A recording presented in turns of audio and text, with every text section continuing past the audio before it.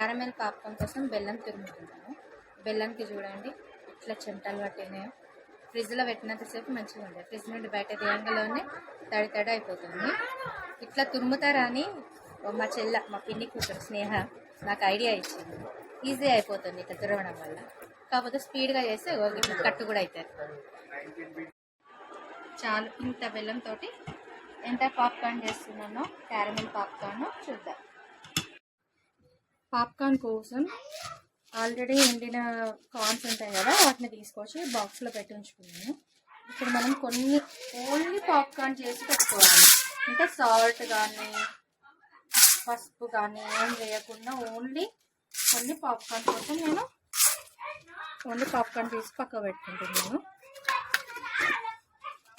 గిన్నె తీసుకొని స్టార్ట్ చేసాను. ఒక గిన్నె తీసుకొని ఆ గిన్నెలో ఓన్లీ ఆయిల్, అవి సరిపడినంత ఆయిల్ వేసి హీట్ చేయాలి. ఇందులో పసుపు ఉప్పు అస్సలు ఏం వేయవద్దు, మంచిగా హీట్ పెట్టుకోవాలి. హీట్ అయిన తర్వాత ఈ పాప్కార్న్ని ఇందులో వేసుకోవాలి. వేసుకొని మంచిగా ఆయిల్ పట్టేటట్టు పెట్టుకోవాలి. తీసి కలపాలి. ఇక పాప్కార్న్ సౌండ్ వస్తూ ఉంటుంది కదా, పేలుతున్న సౌండ్, ఆ సౌండ్ వచ్చే వరకు కలుపుతూనే ఉండాలి.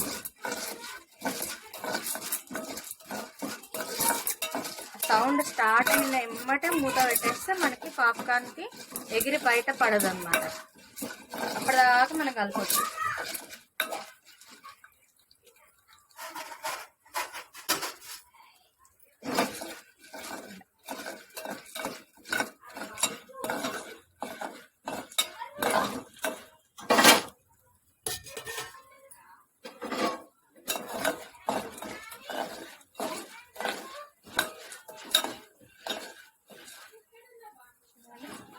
బాగా వేగుతున్నది.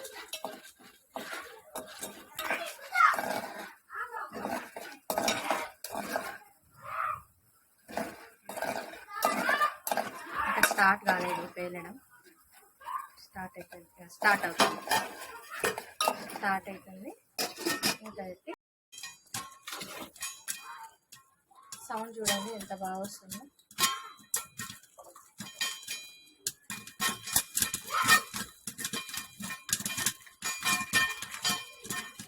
సౌండ్ ఆఫ్ అయ్యేదాకా మనం స్టవ్ ఆఫ్ చేయాలి. ఇలా మూత పెట్టిన తర్వాత స్టవ్ తగ్గించి పెట్టుకోవాలి.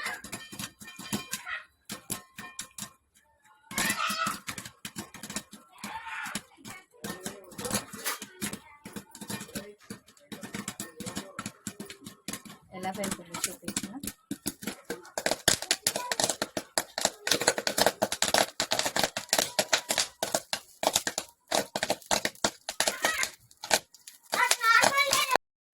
చూడండి పాప్కార్న్ బౌల్ నిండా అయింది.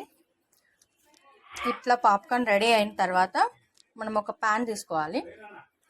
ప్యాన్ని స్టవ్ ఆన్ చేసి పెట్టుకొని దీంట్లో మనం ఇందాక బెల్లం తురిమి పెట్టుకున్నాం కదా, ఈ బెల్లాన్ని ఇందులో వేయాలి.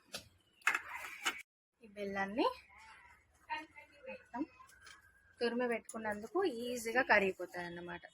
దీన్ని షుగర్తో కూడా చేస్తారు, కానీ షుగర్ కంటే బెల్లం బెస్ట్ అనేసి నేను బెల్లంతో చేస్తాను. షుగర్తో చేయాలనుకుంటే ఒక చిన్న గ్లాస్, మనం చాయ్ తాగే గ్లాస్ ఉంటుంది కదా, ఆ గ్లాసెస్ 2 గ్లాసెస్ తీసుకోవాలి. బెల్లం అయితే ఇంత సరిపోతుంది.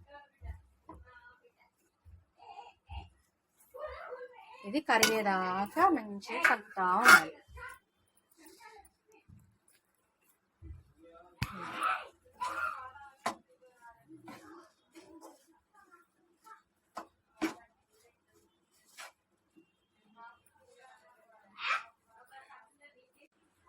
కొంచెం లైట్గా బెల్లం కరగడానికి లైట్గా వాటర్ పోసాను, ఈజీ కరిగిపోతుంది.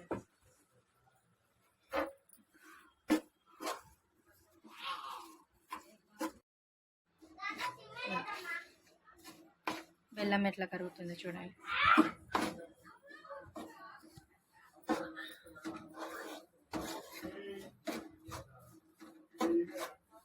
బెల్లం కరిగిన తర్వాత బాగా ఇట్లా పాకము బాగా మసలడం పాకం వచ్చేదాకా అవసరం లేదు. ఇది మొత్తం కరిగితే చాలు.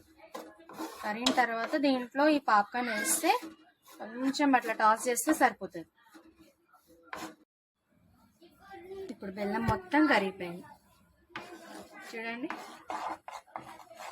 ఎంత బాగా కరిగిందో.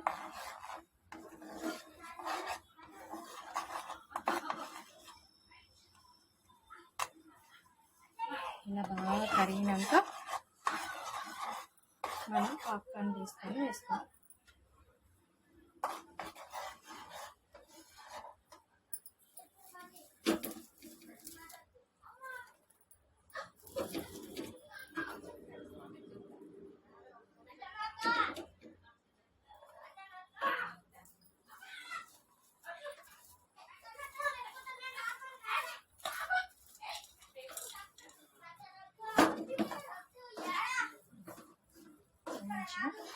ఇదంతా వీటికి పట్టేటట్టు కలపాలి.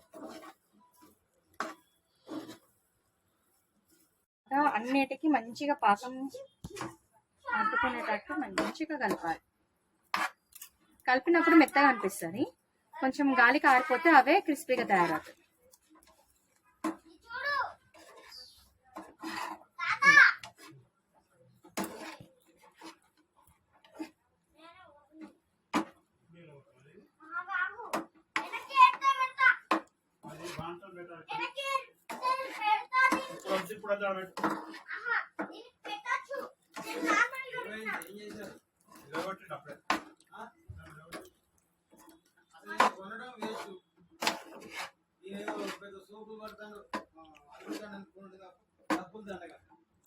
ఇప్పుడు నేను స్టవ్ కూడా బంద్ చేశాను.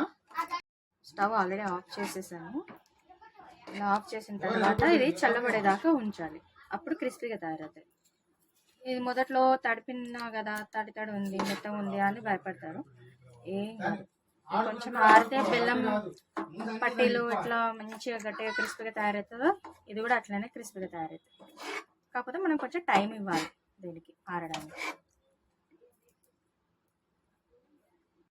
మనం క్యారమెల్ పాప్కార్న్ కోసం ఎంత కావాలో అన్ని పాప్కార్న్ చేసిన, తీసుకున్న బెల్లంకి సరిపడ పాప్కార్న్ వేసిన. ఇవి మిగిలిపోయిన వాటిని ఏం చేయాలా అని ఆలోచించి వైట్ ఉంది కదా, దీంట్లో కొంచెం పసుపు, కొంచెం ఉప్పు, లైట్గా ఆయిల్ వేసి లో ఫ్లేమ్ మీద అటు ఇటు కలుపుతుంటే అన్నిటికీ పసుపు పడుతుంది, ఉప్పు పడుతుంది. ఇవి మనం నార్మల్ పాప్కార్న్ లాగా ఇది కూడా తినొచ్చు, ఇది కూడా తినొచ్చు. 2 వెరైటీస్ అన్నమాట ఒకటే టైంలో. Normal popcorn, caramel popcorn. Caramel popcorn కొంచెం అతుక్కున్నట్టే ఉంటుంది.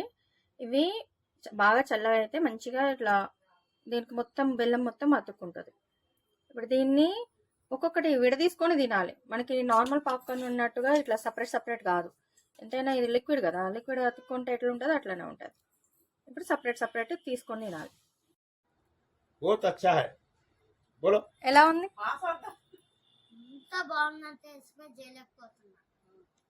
ఏం తింటున్నావు అసలు నువ్వు? Do you like it? Yes. ఇది నార్మల్ పాప్కార్న్ టేస్ట్ చేస్తా. సూపర్. అది పాప్కార్న్ ది కంటే అది ఇంకా బాగుంది. ట్రై చేయండి. చెప్పు. ట్రై చేయండి.